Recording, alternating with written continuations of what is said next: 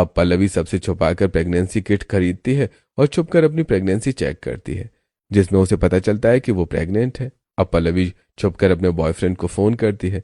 वहीं रणवीर पूरे परिवार के साथ बैठकर खाना खा रहा होता है, जिस वजह से कॉल को बार बार काट रहा होता है। अरे ये पल्लवी इतना फोन क्यों कर रही है? देवर जी कौन है जो आपको बार बार फोन कर रहा है? हाँ देवर जी, कोई इम्पोर्टेंट कॉल है तो उठा लीजिए, लाइए मैं देखती हूँ। तारा जैसे ही फोन छूने की कोशिश करती है, रणवीर फोन को अपनी ओर खींच लेता है। अरे अरे कोई नहीं है, आप लोग खाना खाइए, मेरा पेट भर गया है, मैं तो जा रहा हूँ। अब रणवीर घबराते हुए फोन लेकर अपने कमरे में चला जाता है। वहीं रणवीर की यह घबराहट उसकी चारों भाभी महसूस कर लेती है। अब रणवीर पल्लवी को फोन करता है। क्या हुआ पल्लवी, क्यों फोन कर रही हो? मैं सबके साथ खाना खा रहा था। रणवीर जी मैं प्रेग्नेंट हो गई हूँ, मुझे बार बार उल्टी आ रही है, मेरी माँ बार बार पूछ रही है कि मुझे क्या हो रहा है। नहीं ऐसा नहीं हो सकता, तुमने प्रेगनेंसी चेक की है? जी मैंने चेक किया है, रिजल्ट पॉजिटिव है। मुझे बहुत डर लग रहा है रणवीर जी, कुछ कीजिए रणवीर जी, आप मेरे घर वालों से आकर मेरी शादी की बात कीजिए। नहीं मैं एक प्रेग्नेंट लड़की के साथ मैं शादी करूंगा तो सोसाइटी क्या बोलेगी? ये सब सुनकर पल्लवी की आंखें नम हो जाती हैं। रणवीर जी आप ऐसे कैसे बोल सकते हैं, आपने मुझसे प्यार किया था, ये टाइम पास। ऐसा नहीं है, मैं तुमसे बहुत प्यार करता हूँ, पर मुझे अभी कुछ समझ में नहीं आ रहा है कि मैं क्या करूँ। मैं घर वालों से कैसे कहूँ कि मैं जिससे प्यार करता हूँ वो प्रेग्नेंट हो चुकी है। अब रणवीर इतना बोलता ही है कि तभी उसके दरवाजे पर खड़ी उसकी चारों भाभियां जो ये सारी बातें सुन रही होती हैं, वो फौरन कमरे के अंदर घुसती हैं। रणवीर घबराकर फोन काट देता है। भाभी जी आप यहाँ पे? घबराओ मत देवर जी, हमने सब सुन लिया और हम यहाँ आपकी मदद करने आए हैं। हाँ देवर जी, मैं तो कहती हूँ कि आप उससे शादी कर लीजिए और फिर हम चारों ही मिलकर अपनी प्रेग्नेंट गांव की देवरानी की अच्छे से सेवा पानी करेंगे, उनको किसी चीज की कमी नहीं होने देंगे। हाँ आप उन्हें अकेला मत छोड़िए, आखिर हमारे गांव की देवरानी प्रेग्नेंट है। पर माँ क्या करेंगी? आप सब जानती है ना कि माँ कितनी स्ट्रिक्ट है। हम लोग माँ जी से झूठ बोलकर गांव चलते हैं। हाँ और एक बार हमारी प्रेग्नेंट गांव की देवरानी शादी करके इस घर में आ गई तो माँ जी सिर्फ गुस्सा कर सकती है और कुछ नहीं, क्योंकि शादी होने के बाद आप दोनों पति पत्नी के रिश्ते में बन जाएंगे। अब अगले दिन चारों ही बहू अपने देवर के साथ तैयार होकर घर से निकल रही होती हैं। कहाँ जा रही हो तुम चारों सुबह सुबह? अब माँ जी हम लोगों ने फोन में एक मशहूर वैद्य को देखा है जो गाँव में रहते हैं, हम उनसे जड़ी बूटियाँ लेने जा रहे हैं ताकि हम गर्भवती हो जाए। तभी वहाँ पर चारों ही बहू के पति आते हैं। अरे तो तुम चारों हमसे कहती ना, हम ले चलते तुम्हें वेद के पास, रणवीर को क्यों परेशान किया? हाँ हमें बता देते, हम ले चलते तुम्हें गाँव।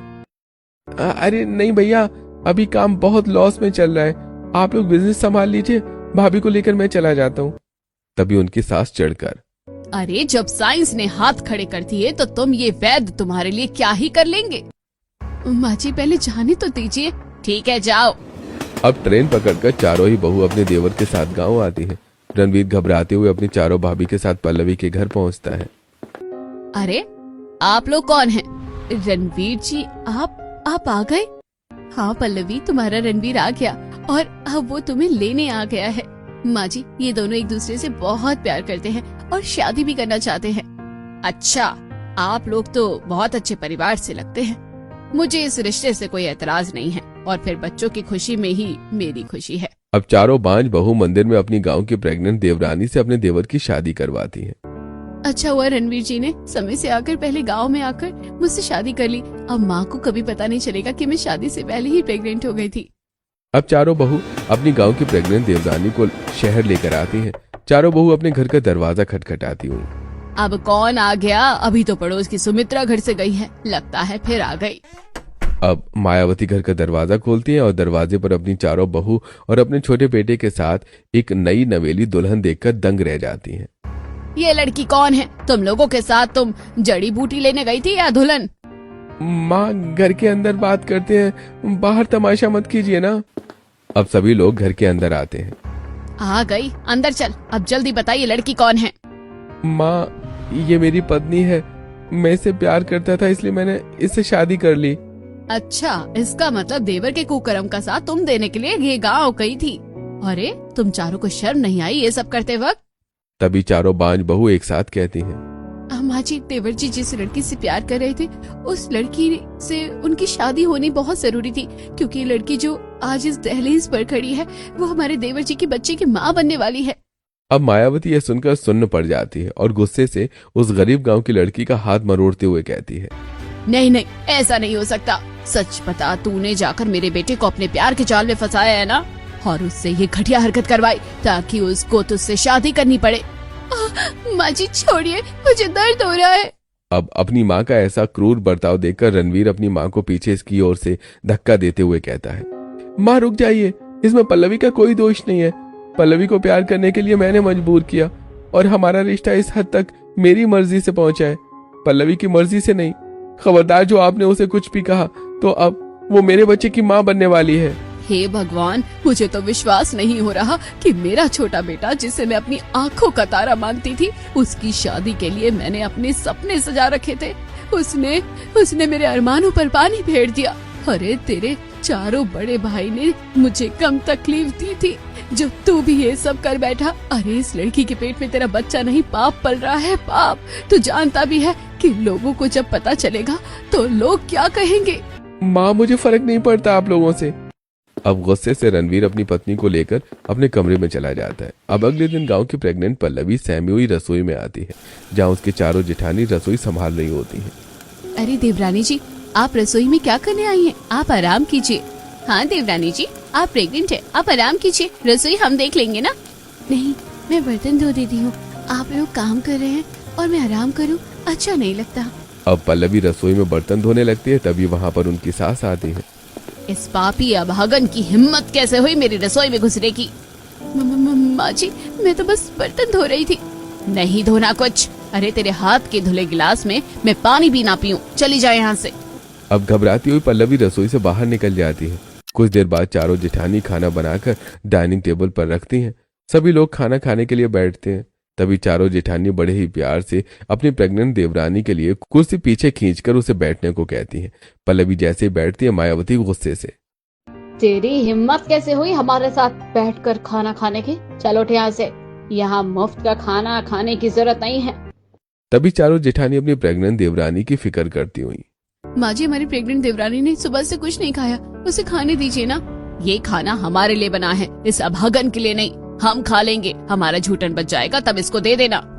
अब ये सब सुनकर पल्लवी की आंखों से आंसू गिरने लगते हैं और वो अपने कमरे में चली जाती है। वहीं चारों जेठानी जानबूझकर कम कम खाना खाती हैं और अपने हिस्से का खाना अपनी गांव की प्रेग्नेंट देवरानी के लिए बचाकर रख लेती हैं और फिर सबसे छुपाकर वो खाना लेकर देवरानी के कमरे में जाती हैं। अरे आप चारों यहाँ? जी, हम यहाँ अपनी प्रेग्नेंट देवरानी के लिए खाना लेकर आए हैं, चलो फटाफट खा लो। तुमने सुबह से कुछ नहीं खाया है। पर माँ जी ने तो मुझे मना किया है खाने से। अरे हम उससे छुपा कर ये खाना लेकर आए हैं देवरानी जी, चलो फटाफट खा लो।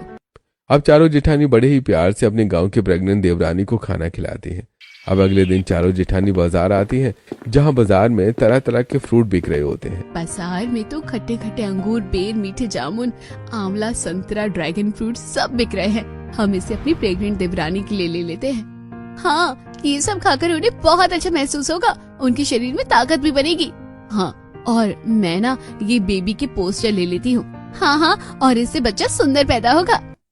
अब फल पोस्टर खरीदकर चारों जेठानी बाजार से घर आती हैं और फिर सभी फल को काटकर वो अपनी देवरानी के लिए लेकर आती हैं। वहीं तारा और काजल देवरानी के कमरे में पोस्टर चिपकाती हैं। देवरानी जी, ये फल खा लीजिए, इससे आपको ताकत मिलेगी और आपके बच्चे को भी। और आज से रोज सुबह उठकर ये प्यारे प्यारे बच्चों की पोस्टर देखना, इससे आपका बच्चा क्यूट पैदा होगा।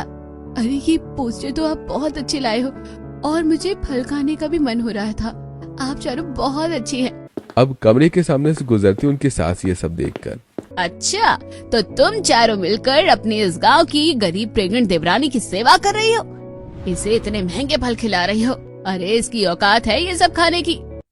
तभी चारों जेठानी चिढ़कर, माँ जी, आपको जो कहना है हमें कह लो, लेकिन हमारी प्रेग्नेंट देवरानी को कुछ मत कहो। चुप रहो, ये वारिस नहीं, पाप पल रहा है। अब इसी तरह पल्लवी की प्रेगनेंसी का 5वां महीना लगता है और चारों जेठानी अब अपने गांव की प्रेग्नेंट देवरानी का गोद भराई की तैयारी करती हैं। वो फूलों से घर को सजाती हैं, मीठे में खीर बनाती हैं। ये देखकर मायावती चिढ़कर, मत करो ये सब इस अभागन के लिए। इस पेट में बच्चा नहीं, बदनामी पल रही है। आसपास के लोग थूकेंगे इस पर। माँ जी जिसको जो बोलना है बोलते रहे। हम जानते हैं कि हमारी देवरानी का चरित्र साफ है और उनके पेट में पलने वाला बच्चा भी जायज है, नाजायज नहीं। अब चारों बहू घर सजा के अपनी देवरानी को भी सजाती हैं और उन्हें मेहमानों के पास लाती हैं। अरे मायावती, सोचा था तेरी बहू की मुंह दिखाई पर आएंगे, पर मुंह दिखाई से पहले तो गोद भराई हो रही है तेरी बहू की। सच में कुछ समझ नहीं आया हिसाब किताब। शादी के जुम्मे 4 दिन नहीं हुए और बहू गर्भवती हो गई। लगता है मायावती तेरे बेटे ने शादी करने से पहले ही कुल खिला लिए थे। ये सब सुनकर पल्लवी की आंखें नम होने लगती हैं। तभी चारों जेठानी अपनी देवरानी के पक्ष में कहती हैं। देवकी जी बुरा मत मानिएगा, छोटी मुंह बड़ी बातें कर रही हूँ, लेकिन गुल तो आपके बेटे ने भी खिलाया था, वो भी शादीशुदा होने के बाद। सही कहा। और आप क्या जुम्मे 4 दिन गिन रही हो कलावती जी? अगर आपके घर का हिसाब किताब गिनाओ तो आपके घर की बहू तो जुम्मे 4 दिन नहीं टिकी और भाग गई अपने आशिक के साथ। बाप रे, अपनी गांव की प्रेग्नेंट देवरानी के लिए देखो कैसे झगड़ रही है हमसे। खुद तो बांझ है, भूल गई, चलो यहाँ से। अब मेहमानों के जाने के बाद मायावती पल्लवी से। मिल गई तसल्ली तुझा भागन को। अरे मोहल्ले में मेरी नाक कटवा दी तूने। पता नहीं ये चारों बांझ क्यों इसके पीछे हाथ धोकर पड़ी हैं। अरे मर क्यों नहीं जाती ये, और इसका बच्चा। खबरदार माँ जी, अगर एक शब्द भी आपने हमारी देवरानी के बारे में या उनके बच्चे के बारे में कहा तो। अब देवरानी के प्रति चारों बांझ जेठानी का इतना प्यार देखकर मायावती के तन बदन में आग लग जाती है। अब देखते ही देखते पल्लवी का 8वां महीना लग जाता है और इस दौरान पल्लवी अपने गंदे कपड़े धो रही होती है। अरे देवरानी जी, आप कपड़े धो रही है? किसने कहा आपको ये सब करने के लिए? हाँ सच में, लाइए ये कपड़े हम धो देते हैं। आपके पैर भारी हो रहे हैं, इतनी देर तक खड़े होकर आप कपड़े धोगी तो पैरों पर, पेट पर बहुत बुरा असर पड़ेगा। मैं एक काम करती हूँ, देवरानी जी के पैरों पर तेल की मालिश कर देती हूँ। पल्लवी ये सब देखकर। आप लोग मुझसे कितना प्यार करती है और मेरे बारे में कितना सोचती है। आप चारों के अंदर मुझे अपनी माँ की छवि दिखती है, लेकिन वही सासू माँ है जो दिन भर मुझसे नफरत करती है। छोड़ो, हम है ना तुम्हारे साथ, तुम्हें औरों की चिंता करने की कोई जरूरत नहीं है। अब सोफे पर बिठाकर पूनम अपनी प्रेग्नेंट देवरानी के पैरों में तेल की मालिश करती है। वहीं बाकी जेठानी कपड़े धोकर छत पर सुखाने जाती हैं। चलो देवरानी जी, आपको आपके कमरे तक छोड़ देते हैं, और अब आप ना सीढ़ियाँ मत उतरना, आपका 8वां महीना चल रहा है। जी ठीक है। मायावती दूर से यह सब कुछ देखकर। जिसकी जात पात का पता नहीं वो आज हमारे खानदान को वारिस देगी? नहीं, ये बच्चा नहीं पैदा होगा। अब चारों जेठानी बाजार से अपनी प्रेग्नेंट देवरानी के बच्चे के लिए तरह तरह के कपड़े खरीदती हैं और घर आकर पल्लवी को दिखाती हैं। देवरानी जी देखिए, हम आपके होने वाले बच्चे के लिए कपड़े लाए हैं।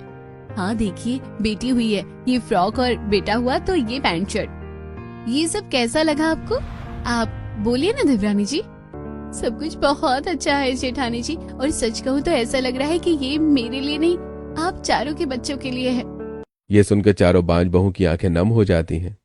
देवरानी जी, अब हम चारों बांझ से हमें कभी अपना बच्चा नहीं मिल सकता, इसलिए हम आपके बच्चे में ही अपनी खुशी ढूंढते हैं। मुझे खुशी है मेरे बच्चों की बड़ी माँ आप चारों हैं। वहीं मायावती ये सब देखकर जलकर राख हो रही थी। तभी एक दिन मायावती सीढ़ियों पर तेल पलटती हुई। अब उस अभागन का इस सीढ़ी से ऐसा पैर फिसलेगा कि उसका बच्चा मौत के घाट उतर जाएगा, और फिर मैं उसे गंदे नाली की कीड़े की तरह इस घर से बाहर फेंक दूंगी। अब सीढ़ियों के पास खड़ी होकर मायावती। पल्लवी, पल्लवी बहू जरा नीचे तो आओ, तुम्हारी जेठानी कहीं दिख नहीं रही। पल्लवी कमरे में बैठी। अरे माँ जी ने मेरा नाम लिया, पहली बार। आई माँ जी, मैं अभी आई। अब पल्लवी खुशी से भागती हुई सीढ़ियों से उतरती है कि तभी उसका पैर इतनी भयानक तरीके से फिसलता है कि वो 7-8 सीढ़ियों से पेट के बल जमीन पर आकर गिरती है। पल्लवी इतनी जोर से चीखती है कि पूरा परिवार वहां इकट्ठा हो जाता है। मेरा पेट, रणवीर जी। पल्लवी, ये क्या हो गया तुम्हें? भैया भाभी, हमें फौरन डॉक्टर के पास जाना होगा। अब सभी लोग पल्लवी को उठाकर हॉस्पिटल लेकर आते हैं। चेकअप के बाद डॉक्टर। ऊंचाई से गिरने के कारण इन्हें इंटरनल बहुत गहरी चोट आई है। बच्चा तो जैसे तैसे खतरे से बाहर है, लेकिन माँ की कंडीशन बहुत क्रिटिकल है। अब चारों जेठानी घबराती हुई। देवरानी जी, हमने आपको मना किया था ना सीढ़ी से उतरने के लिए, फिर आप नीचे क्यों आई? सुन क्या रही हो पल्लवी, जवाब दो, तुम क्यों उतरी सीढ़ियों से? तुम्हारे सीढ़ियों से उतरने के चक्कर में तुम्हारी कंडीशन पता है कितनी क्रिटिकल हो गई है। जी, मुझे माँ जी ने बुलाया था, इसलिए मैं सीढ़ियों से उतरी और जब मैं सीढ़ियों से गिरी तो मैंने पीछे मुड़कर देखा जहाँ पूरी सीढ़ियों में तेल गिरा हुआ था। क्या? तेल? वो भी सीढ़ियों पर? ये तो पॉसिबल ही नहीं है। तभी चारों जेठानी देखती हैं कि उनकी सास अपना चेहरा छुपा रही हैं। पॉसिबल है देवर जी, अगर घर में ऐसी घटिया सोच की सास हो तो ये सब होना पॉसिबल है। सही कहा माँ जी, जिस तरह से नजरें चुरा रही हैं, मुझे तो यकीन है कि ये सब इन्होंने ही किया है। क्या? सच में ये सब आपने किया है माँ? मुझे विश्वास नहीं हो रहा है कि आप मेरी पत्नी और मेरे बच्चे को मारना चाहती थी। अगर आपको मेरे बच्चे से इतनी ही नफरत है ना माँ, तो मैं अपनी पत्नी और बच्चे को लेकर यहाँ से जा रहा हूँ। अब रणवीर अपने बच्चे को गोद में लेकर अपनी पत्नी को उठाने लगता है। ये देखकर चारों जेठानियां हाथ जोड़कर, नहीं, ऐसा मत कीजिए देवर जी, देवरानी जी के कारण ही तो हमें बच्चों की खुशी मिल रही है। हाँ देवर जी, हमसे हमारी खुशी मत छीनिए।